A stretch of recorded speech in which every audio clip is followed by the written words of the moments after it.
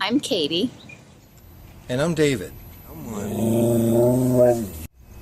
And we are RN RV Chronicles.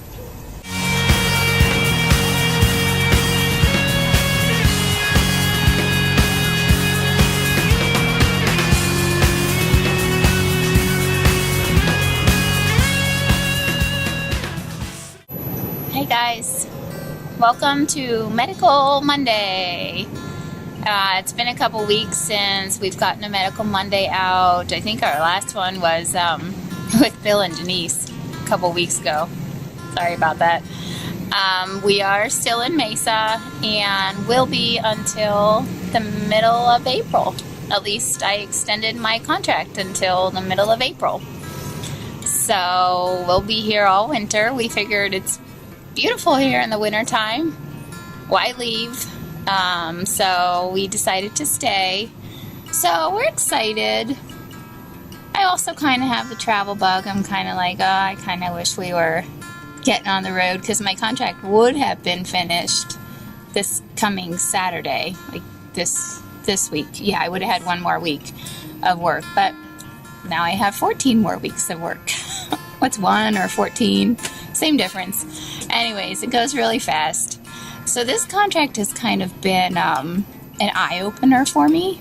I've been in different areas that I have never nursed in before. So it's been interesting. I can say I'm growing as a nurse and I am learning new things. And I mean, as you know, if you've been watching us from the beginning, I am an ICU nurse. This contract is a progressive care unit, so right off the bat, I had to get used to the PCU environment, which was completely different than any ICU I've been in. So that was a learning experience, juggling 4 and sometimes 5 patients. Thankfully, 5 patients doesn't happen all the time, and there are actually sometimes that I'm only assigned 3 patients. Because they changed how they work things in the unit. So they are giving us an extra nurse to be fully staffed, which means there are some days when there's like 3 or 4 nurses who only have 3 patients, which is really nice. But with that said, I haven't been in my PCU in a couple weeks now, probably since before Christmas. I've been floating to med-surg, mostly this med-surg overflow, and so I'm coming from ICU to PCU to now med-surg, which is kind of exciting because I'm getting all that different experience.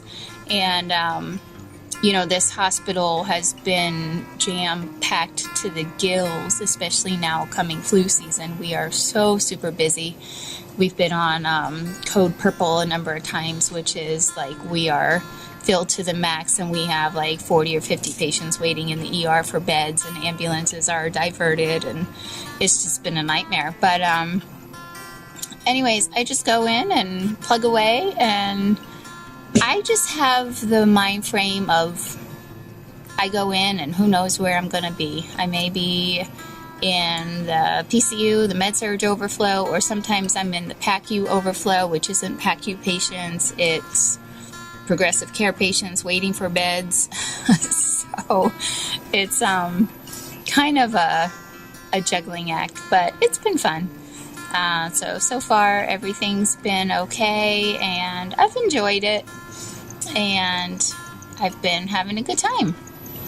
So when I first started travel nursing, I never would have fathomed myself in this kind of assignment.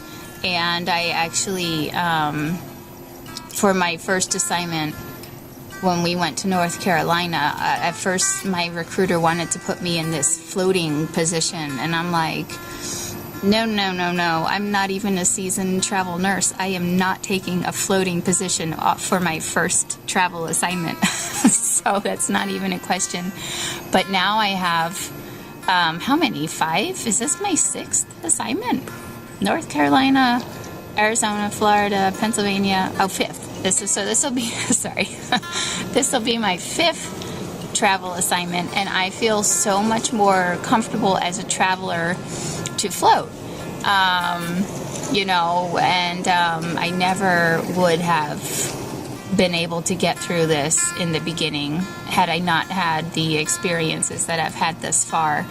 So if you're new at travel nursing, I would definitely recommend try not to take a floating position, at least a floating position where they say in the title, you know, you're definitely going to float.